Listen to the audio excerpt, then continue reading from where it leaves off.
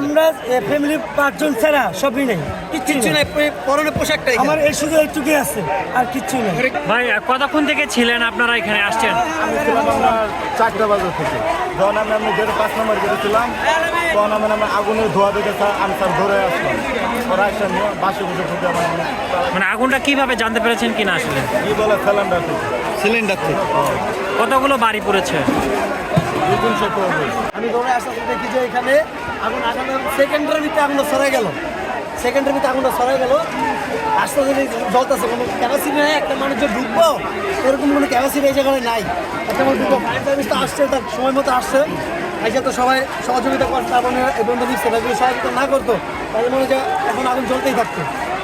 মানে সূত্রপাতটা কিভাবে যদি সূত্রপাতটা আমরাও জানি না আসলে কিভাবে হয়েছে, কারণ আমার খালি ফোন দিয়েছে যে বাসার আগুন হয়েছে বাসার সামনে, আমি দৌড়ে আসতে আসতে সব শেষ।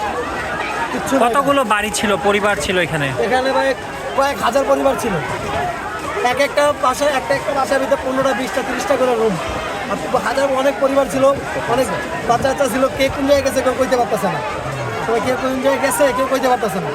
আমার একটা বন্ধু ওই কিচ্ছু নাই, আমার কান্তাছে ধরে ধরে। আমরা ফ্যামিলি 5 জন ছাড়া সবই নেই, কিচ্ছু নাই, পরনের পোশাকটাই আমার এই শুধু এইটুকুই আছে আর কিচ্ছু নেই। কি কি ছিল মানে ভাই একটা বলার ফ্যামিলিতে কিছু নেই। বর্তমানে অনেক যা কিছু থাকে ছিল যা আমার। চলার জন্য তো জানেন। আচ্ছা উনি বলুন। আমার অনেক কাজ করতেছে। আমার অনেক ক্ষতি হয়েছে। আমি একটা প্রথম বলতেছি, আমি এখান থেকে আমি একটা স্বেচ্ছাসেবী সংগঠনের কাজ করি, সেটা এই এলাকার দরিদ্র মানুষের রক্ত দিন দিবসের ফাউন্ডেশনের কাজ করে থাকি, সেটা আমার একটা অভিযোগ আছে সামনে, ওটা আপনাদের দেখাবো।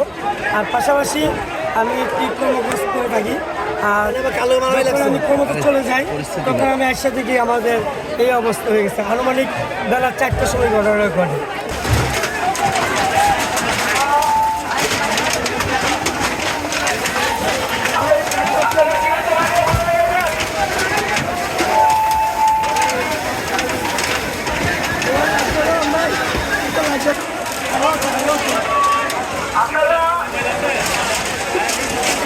আস্তে ভাইয়া আস্তে।